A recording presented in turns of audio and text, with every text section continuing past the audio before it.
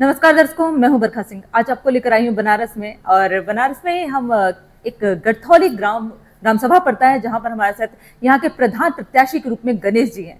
आइए गणेश सिंह से जानते हैं कि ऐसे भी पहले भी वो राजनीति में रह चुके हैं, तो किन किन पदों को संभाले, साथ ही वो एक आप कह सकते हैं एक पार्टी के साथ भी हैं, उनके पार्टी के बारे में भी जानते हैं और जानते हैं कि वो किस तरीके से प्रत्याशी रूप में है, तो क्या क्या समस्याओं का समाधान करने के लिए गाँव वासियों के साथ अब जमकर खड़े हैं। पहले तो गणेश जी, आपका हमारे चैनल में बहुत बहुत स्वागत है। धन्यवाद जी। गणेश जी बताएगा कि पहले तो आप अपने जो पार्टी है आपकी उसके बारे में हमें बताइएगा। पार्टी हमारी है श्री राष्ट्रीय राजपूत काड़ी सेना। उसके राष्ट्रीय अध्यक्ष थे स्वर्गीय श्री सुखदेव सिंह गोगावड़ी जी। जी, कहाँ से थे वो राजस्थान से थे। राजस्थान में गोगावड़ी गांव है, वहीं के रहने वाले थे। और मतलब क्षत्रियों के लिए आप भी एक क्षत्रिय हैं, तो मतलब क्षत्रियों के लिए इस सभा मतलब इस पार्टी को आपने ज्वाइन किया? हाँ, नहीं, क्षत्रियों का जैसे है कि अपने समाज के लिए, क्षत्रिय के लिए पहली प्राथमिकता, और छत्तीसों कौम के लिए जो क्षत्रिय धर्म होता है उसके साथ, मतलब हर किसी के साथ अन्याय हो रहा है, किसी के साथ गलत हो रहा है, उसके साथ खड़ा होना, साथ देना, ये हमारे राष्ट्रीय अध्यक्ष जी का सोच था। और उस सोच के साथ हम लोग जुड़े उनके साथ और काम करते हैं। जी। तो ऐसा तो नहीं सिर्फ ये क्षत्रियों के लिए है, मतलब अगर कोई सी क्षत्रिय कोई मुसीबत में पड़ता है उसके लिए आप खड़े हैं, और जो क्षत्रिय नहीं है उसके साथ नहीं खड़े हैं, ऐसा तो नहीं? नहीं, ऐसा नहीं है, ऐसा लोग सोचते हैं, ऐसा है नहीं है। सबके लिए है? सबके लिए। हमारा जो धर्म किसी भी हो, हाँ, जिसके साथ अन्याय हो रहा है, अगर हमको मालूम हुआ और हमको कोई याद किया तो हम लोग उसके साथ खड़े रहते हैं और अन्याय के खिलाफ। पार्टी का नाम एक बार फिर से अपने बताइएगा। हाँ, श्री राष्ट्रीय राजपूत काड़ी सेना, जिसके हम वर्तमान में जिला प्रभारी हैं वाराणसी के जी। और हमारे प्रदेश अध्यक्ष हैं राकेश सिंह रघुवंशी, जिला अध्यक्ष आलोक सिंह हैं। सब लोग मिलकर के अभी आप कई सारी समस्या बनारस में हुई है, जिसमें हम लोग काफ़ी आंदोलन भी किए हैं और पीएमओ का घेराव भी किए हैं। अभी मनीष सिंह का केस है, उसमें हमारे संगठन, अभी कल ही की बात है, वहाँ पे हमारे प्रदेश अध्यक्ष को सुल्तानपुर में अरेस्ट किया गया, उनको वापस लखनऊ भेजा गया। वो बनारस आ रहे थे।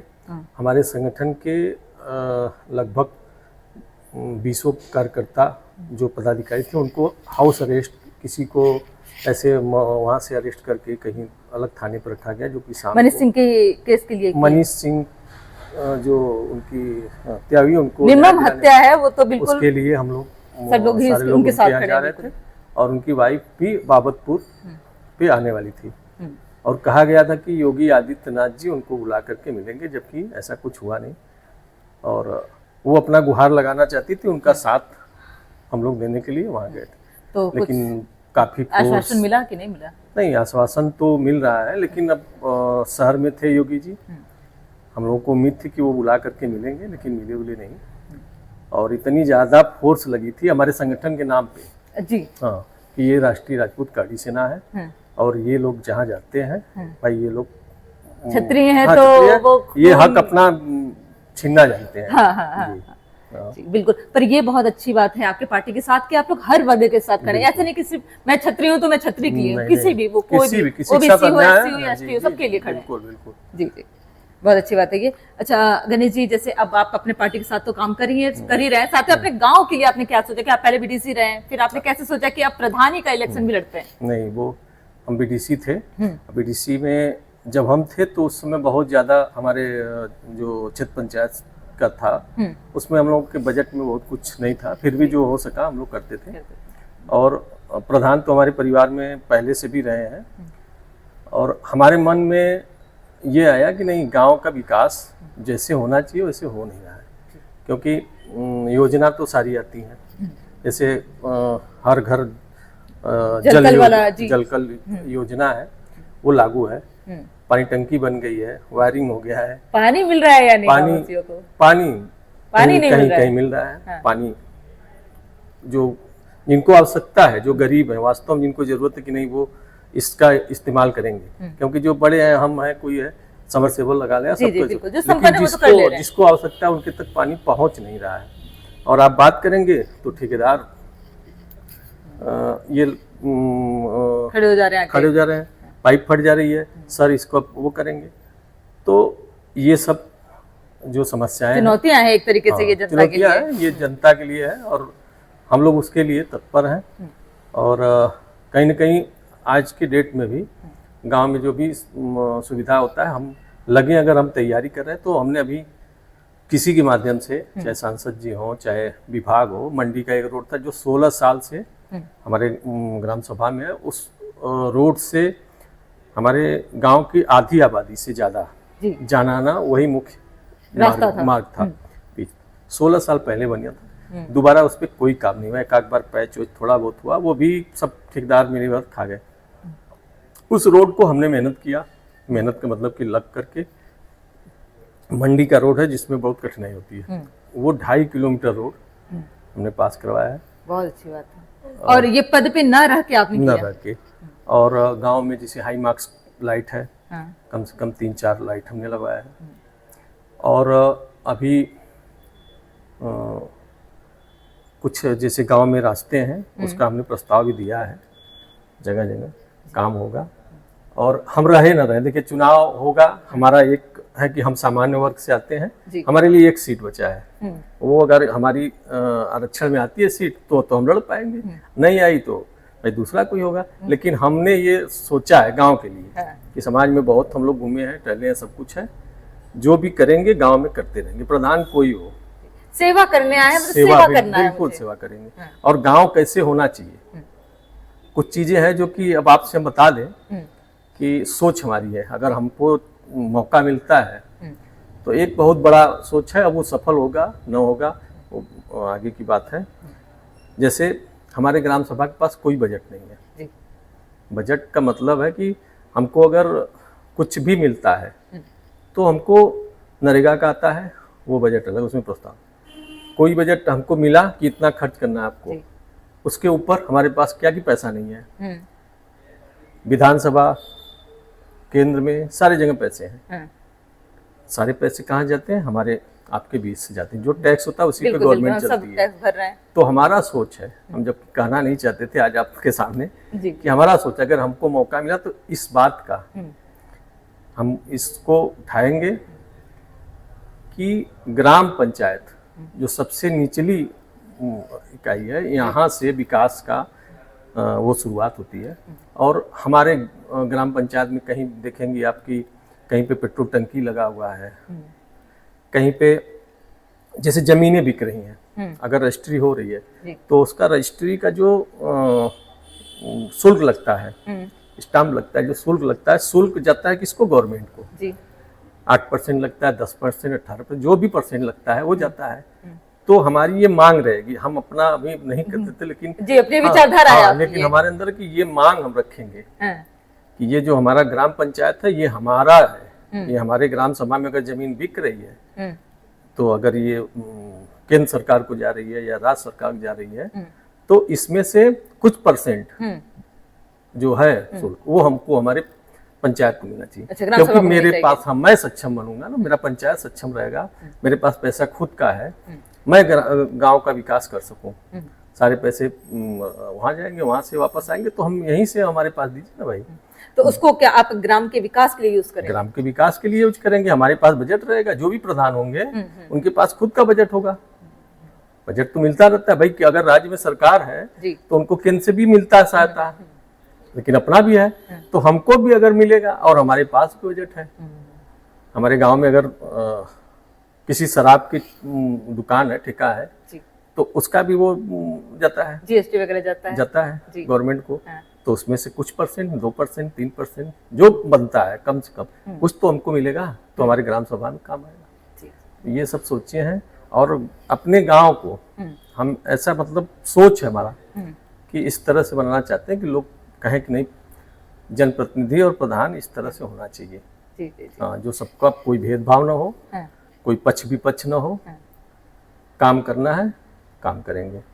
चुनते हैं इसीलिए लोग प्रधान की काम हो। बिल्कुल। हाँ, जो तो ऐसे आपके गांव में ऐसे बहुत सारी समस्या, तो खैर बहुत सारी होंगी, तो सबसे मेन समस्या क्या है आपके गांव? हमारे गांव में मेन समस्या देखिए रास्ते का है, और जो सीवर है, पानी का निकासी। आज के समय में पानी की निकासी सबसे आवश्यक है, क्योंकि सबके यहाँ पहले एक कुआं था, उससे एक बाल्टी निकाले, नहा लिए, काम खत्म। अब क्या है कि सबके यहाँ पानी की व्यवस्था है, हाँ, बोरिंग है, बाथरूम है, वो सब है। तो पानी का काफी बहाव कमी भी हो गई है। हाँ। कमी भी हो गई है, पानी की ज्यादा बहाव भी है। तो कहीं रोड रास्ते हैं, कहीं रास्ता है, उस पर पानी गिरता है, पानी निकलता है। तो उसके लिए सीवर, नाली की उचित व्यवस्था नहीं कह सकते आप। हाँ, ये होना चाहिए। अब वो होगा तो सफाई होगी। और पानी का जो सप्लाई है, जो पानी पीने का है, लोगों का जैसे किसी का विधवा पेंशन है और एक विकलांग पेंशन है, पेंशन जो सरकारी होते हैं, ये सब जो योजनाएं वो सही ढंग से लागू हो। जी। अच्छा, पर मैं ये बहुत सारे गांव में देखी हूँ कि उसमें जो प्रधान होते हैं वो कमीशन खोरी करते हैं, 100 रुपए, 50 रुपए मामूली सी रकम जो है गरीब जनता से वसूल करते हैं। तो इस पर भी आपका लगाम रहेगा? बिल्कुल, क्योंकि वो वसूलते ही हैं, वसूलेंगे, क्योंकि वो चुनाव आता है तो वो खर्च करते हैं। जी जी बिल्कुल, खिलाए पिलाए वो वसूलेंगे। लेकिन हमारा ये सोच ही नहीं है। हाँ, हमको सबको खुश रखना है, हमको पैसा नहीं खाना है और न खाने देंगे। जी। हाँ, न खुद खाएंगे न खाने देंगे, कमीशन खोरी पे लगाम लगेगी। कोई नहीं। हाँ, हमारा जो हक है हमको दीजिए, और गांव का जो हिस्सा बनता है, लोगों का बनता है, वो उनके हिस्से में पूरा जाए। ये नहीं कि नहीं ये आवास आ गया तो इसमें इतना है, इतना हमको लेना चाहिए, नहीं। इस तरह से हमारी सोच है। जी जी, बहुत अच्छी सोच है। जी बिल्कुल, अगर शिक्षित लोग ऐसे भी समाज में आते हैं और राजनीति में खास कर आते हैं तो मुझे लगता है कि विकास का जो स्तर है वो थोड़ा उच्च भी हो जाता है। जी, बहुत अच्छी सोच है आपकी। अच्छा, और हम गणेश जी जानना चाहते हैं कि खैर जैसे आप अपने गांव की समस्याओं से तो रूबरू करवाएं, और चौबेपुर मुझे लगता है बनारस से बहुत करीबी है, बहुत दूर नहीं कह सकते आप इसको। तो बनारस इतना करीब होने की वजह से कुछ और योजनाओं का जो लाभ है वो क्या आपके गाँव को मिला या नहीं? क्योंकि हमारा बनारस तो बहुत चर्चित हो चुका है।